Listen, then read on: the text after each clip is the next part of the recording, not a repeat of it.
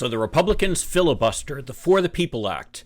Imagine that. Let's talk about that today. If this is your first time here, welcome. I'm Mike Greiner. I'm a lifelong Democratic activist who's concerned about the direction our country is taking. If you share my concerns, then maybe you could like this video and subscribe to the channel, and maybe even click the little bell that will notify you when I post new videos, because I do try to post fairly frequently. So the big news today has to do with the Republicans filibustering the For the People Act. This was not really a great surprise for anybody who's been paying attention.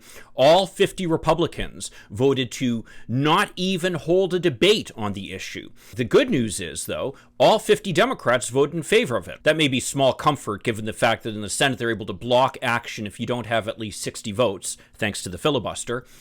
But it shows progress. It also shows that any kind of action on the part of the so-called moderates in the Democratic Party, people like Joe Manchin and Kyrsten Sinema, who believe that you can reach across the aisle and somehow craft a compromise that will bring some Republicans on board, is purely a pipe dream. The more that these two in particular get frustrated with their efforts to try to negotiate or try to work with Republicans, the more likely it is that they'll realize that some limits need to be placed on the filibuster and something needs to be done to be able to make it so that the Democrats can at least get something done. The Republicans are going to cooperate in nothing, and this includes all of them. It includes Susan Collins from Maine. It includes Lisa Murkowski from Alaska. It even includes some of the senators who are retiring, people like Pat Toomey in Pennsylvania, who have really nothing to lose and who represent states that voted for Biden. And it's worth noting here that the vote yesterday was not a vote on the legislation itself. The legislation itself does include some fairly controversial provisions, some provisions that, frankly, probably are unlikely to pass even among the Democrats. Things like, for example, public financing for campaigns. Things like some limits to campaign finance, which quite frankly might be constitutionally questionable under current Supreme Court law. Also, the elimination of any requirement that people show ID to vote. I mean, that's really a requirement that's broadly popular, and most people really can't see a problem with it. And as I saw tweeted yesterday, if we're able to vaccinate 300 million people, certainly we can make sure that 300 million people have photo ID. So even if we get rid of those provisions, can we get Republicans on board? And the answer is no. The Republicans aren't willing to do anything. They aren't willing to play ball at all. Joe Manchin, who had circulated a memo suggesting a compromise that might lead to some progress on voting rights reform, couldn't get a single vote to even discuss his proposal. It just shows that the Republicans are not willing to cooperate on this. And that's going to be a message that is not lost on Joe Manchin and Kyrsten Sinema. In fact, Joe Manchin expressed outrage over the fact that just 35 Republicans were able to filibuster the January 6th commission bill, which was overwhelmingly supported, including with some Republican support. So the more that Republicans stand in the way of literally anything being done by the Democrats, the more likely it is that the Democrats are going to move to do something about the filibuster. Now, the filibuster is not the only option Democrats have in terms of addressing some of these issues with only 50 votes. There's also what's called budget reconciliation, which is a process that avoids the filibuster entirely. It's the process by which the Republicans, for example, passed the huge Trump tax giveaway to the very wealthy. It's also the way that Republicans repeatedly tried to get rid of Obamacare. Now, reconciliation does have certain kinds of rules attached with it, which include things like that there has to be some measurable impact upon the budget as a result of the legislation. But all that has to be done really is to add in some federal funding for some of these requirements. Things like, say, the states are required to allow universal voter registration. Well, include federal funding for it. All of a sudden, there's a measurable impact upon the budget. All of a sudden, this is the type of thing that can be addressed through reconciliation. Now, some might say that, well, already we're planning on doing infrastructure and maybe even the Families Act via reconciliation. But there's really no limit to what you can do in reconciliation. We could put together a massive bill that includes all our priorities. And while it may seem like a long way off right now, reconciliation could be pursued by the Democrats as early as this October, so it's not that far away. And really, a lot of the provisions of it could be required to be in effect by the time we get to the 2022 election. So the point is, now is not the time for despair, and I'm given hope, frankly, by the fact that we have the leadership among the Democrats really saying, the fight is not over, we're continuing forward with this, because that's really how we have to approach it. Now, I was bothered, for example, by a news analysis that the New York Times published yesterday, written by Jonathan Wiseman, that essentially said, oh, the Democrats screwed up by pushing for the vote at this point. A lot of the commentary has centered on, oh, this proposition is dead, it was just a political document, it never should have been pushed forward.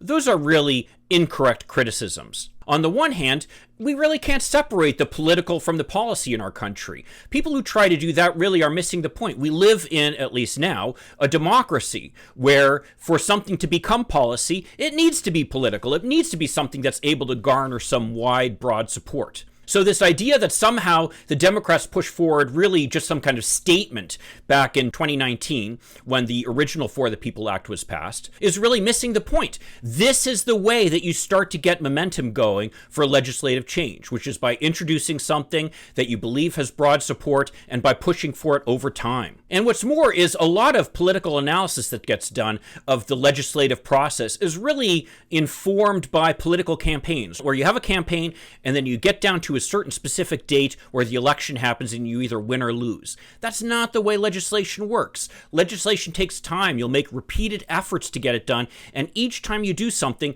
it's another step in favor of it. Just the fact that the Democrats were able to get Joe Manchin and all 50 Democrats to vote in favor of opening debate on this bill was really a huge step and shows the amazing progress that this bill has already made so far. I might share some of this pessimism if I hadn't been here before.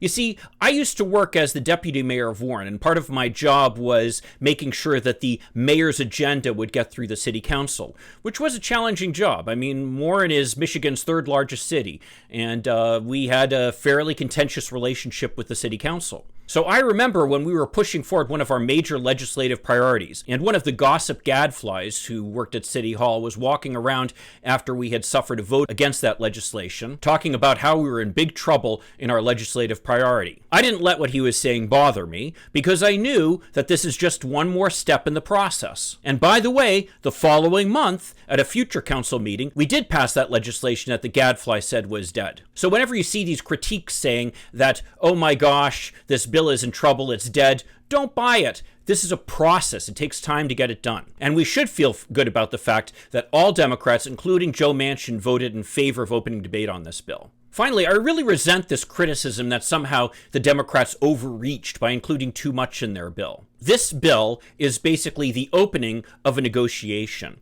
You don't start a negotiation from a lower position. You start from what your ideal goal is, what is everything that you'd like to include, so that there are certain things that you can give away while still keeping the central points of the bill. That's why in a video that I posted the other day, that I'll link below, along with links, of course, to all the articles that I'm citing here, I said that we should take the offer by Joe Manchin, because again, this is part of a negotiation where you're going to have back and forth, and you need to give away certain things as long as you continue to have that essential core of what you're trying to accomplish. And really, part of the skill of crafting legislation is determining what is that essential core that you can't give away, and what are other things that really are less priorities that you are able to give away. I have great faith in Nancy Pelosi's ability to do that, and hopefully some of the senators as well certainly have that ability. And I think that we're going to see some give and take as they try to work out a bill that everybody in the Democrats are able to get on board for. So the point of all this is, do not lose faith when it comes to the For the People Act. This is just part of a process. It's ongoing, and it appears the Democrats are committed to continuing to push it, which is really the way that they should be approaching it right now. Why does this all matter? Let's just kind of have a review of some of the voter suppression laws that Republicans are passing in the states. In Texas, Governor Greg Abbott has said that he's going to call a special session to pass outrageous voter suppression legislation, which would do things like banning expanded voting hours, things that make it possible for people who work to be able to vote. And the reason that he's planning on calling this special session is that Democrats had engaged in really a courageous walkout at the end of the legislative session to stop this outrageous bill from going forward. In Florida, they passed a bill that allows partisan poll watchers to stand there and basically intimidate voters and try to get them either to not vote or to vote in their direction. And of course, we all remember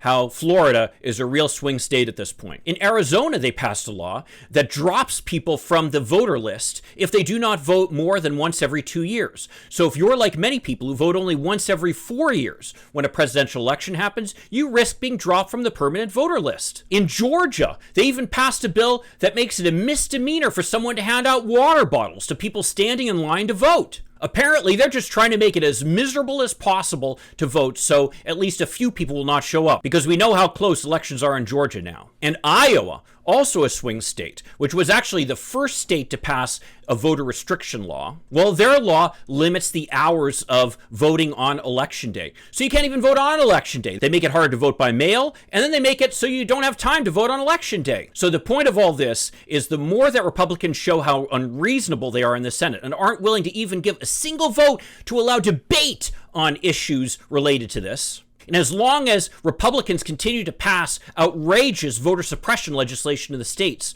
the more pressure there will be on the Democrats to pass something that addresses this in Congress. So don't throw up your hands now and lose faith. Instead, call your senators and urge them to continue pushing for the For the People Act and the John Lewis Voting Rights Act. If we do all that, I still have a lot of faith that we'll get something passed in this Congress. In the meantime, if you like this video, maybe you could like it, subscribe to the channel, maybe even click that little bell that will notify you when I post a new video, and I will see you in the next video. And until then, let's hope for continued progress. Thank you.